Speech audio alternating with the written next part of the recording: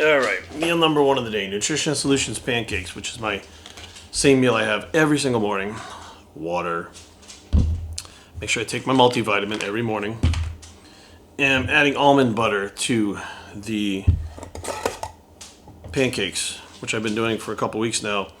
So since the Olympia, which I weighed in at 229 at the Olympia, and that was not the first time I felt like shit at a higher body weight, but it seems like the older I get, the more, and it's interesting because I've literally talked to about at least a dozen people in the last month, bodybuilders and non-bodybuilders, like people who compete, people who work out, people who don't work out, and we're all around the same age. It was like 38 to 45.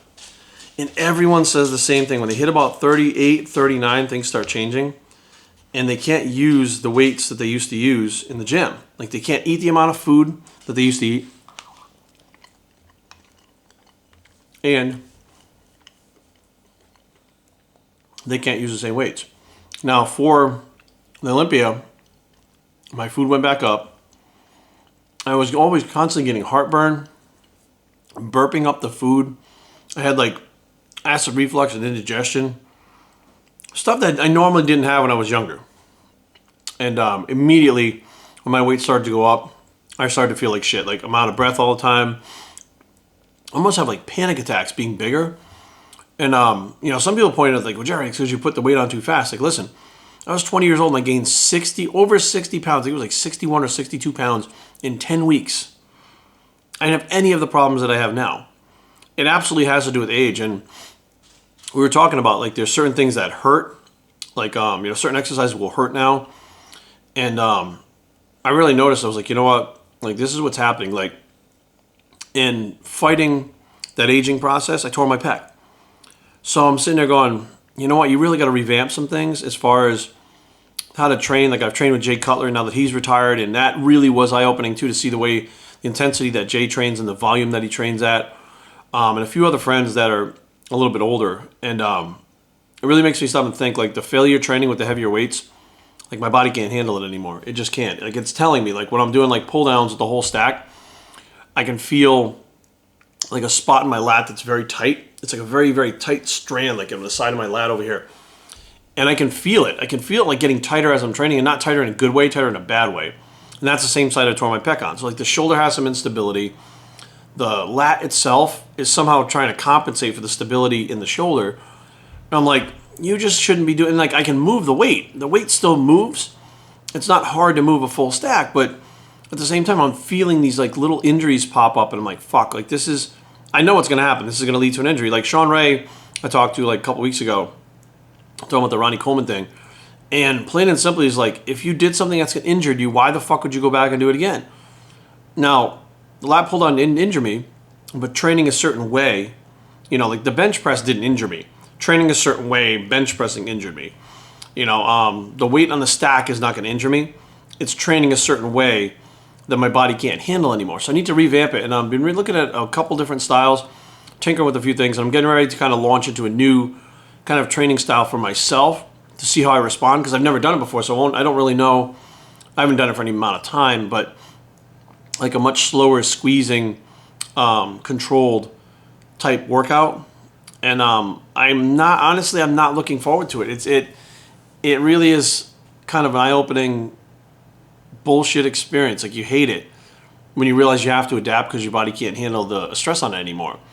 And of course, I'm not loaded on steroids like I was before, so my body can't handle the workload that it used to handle. Can't recover enough or properly or fast enough.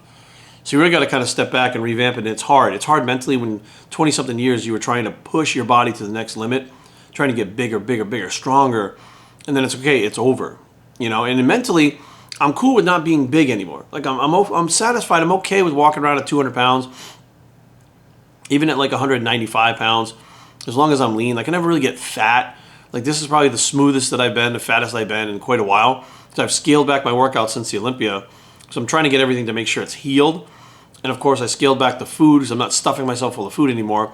I've increased my cardio, and I've manipulated my macros a little bit to bring my weight back down to where I'm at now.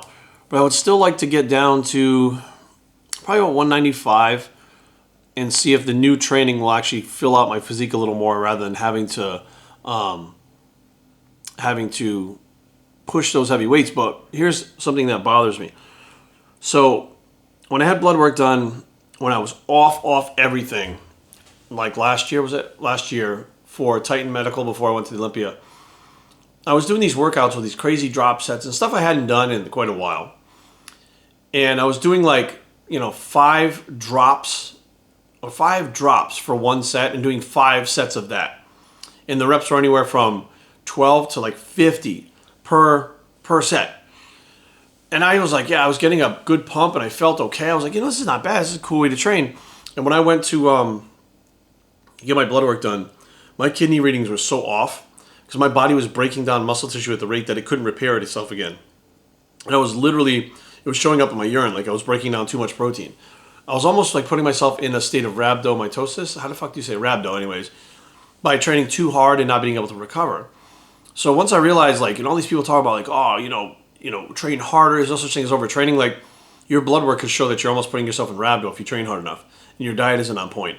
And, your volume, if you're not recovering, if the muscle can't recover, like, you're putting yourself at that danger like that to be in rhabdo. I mean, it's absolutely a possibility. So there is definitely a fine line between not training hard enough and training too hard. Like, there is a sweet spot. And for myself, trying to find that sweet spot, even after 27 years, is very hard to find that ultimate area to train in. Like, you either get in the gym and you're like, I'm going to kind of scale back today. Like, even last week, I was like, I'm scaling things back, trying to get my body healed to try this new protocol.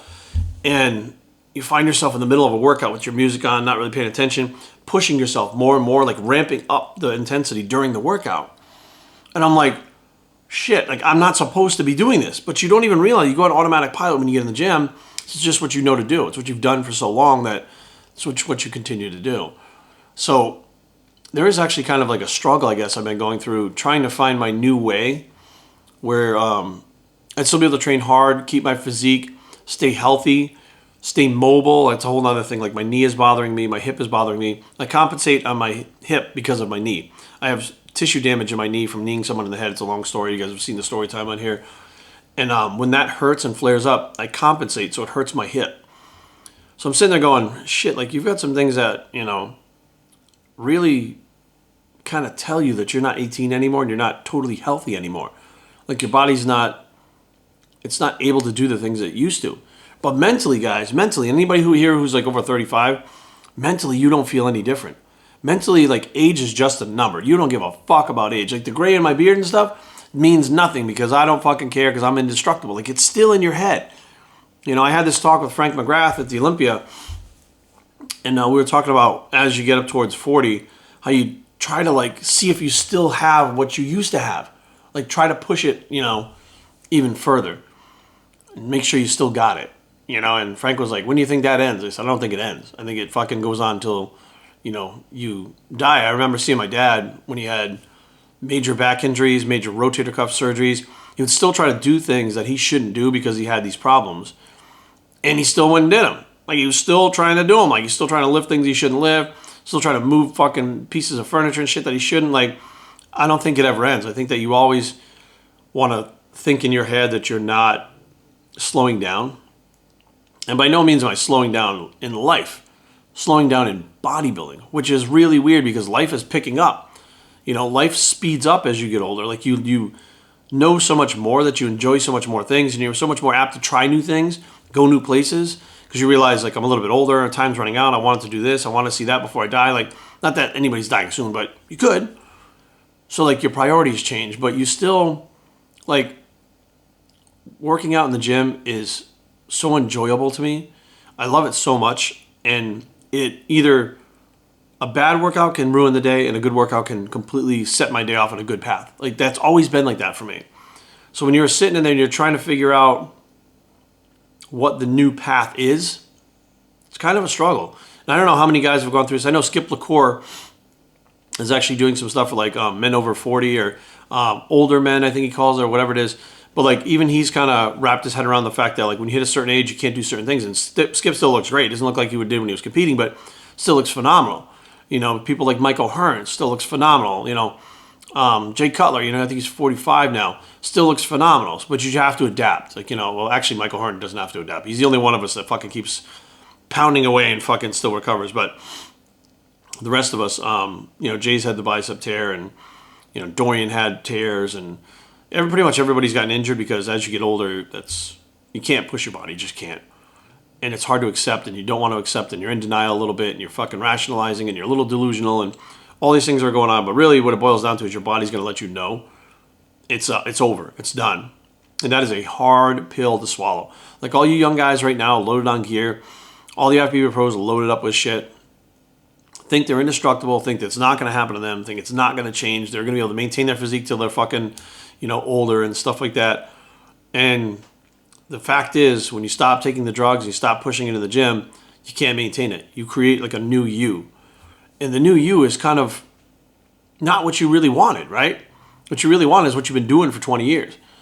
But you really have no fucking choice. You really don't. You do not have a choice. Like your body's going to fucking change whether you want it to or not. And you can either embrace it or fight it. You fight it, you get pec tears and shit. It's just how that goes. You embrace it. Excuse me. You embrace it.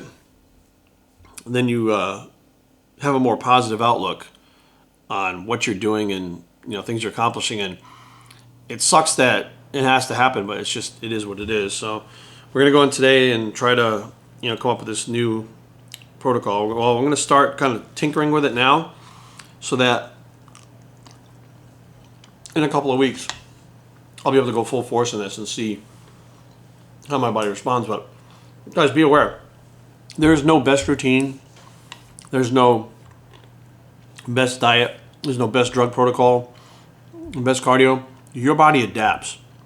And as it adapts, your training will change, drugs will change, everything will change. And if you fight that, you're asking for problems. You need to change with it. So I'm going to finish this meal, do some work on the computer, get over to the gym, and see where we're at. Hopefully you guys had a great Thanksgiving and you were safe and sound. And this weekend, if you guys have time, videos up from the other day, playing Santa Claus for our lodge here, our Freemason Lodge, for the Toys for Tots. So by all means, stop by, say what's up. It's all for charity. It's for a good cause. So we're just going to get the day on the move right now. We're going to take Brady for a walk too. So I'm Bios, and I approve this message. Thank you guys for tuning in, and we are out.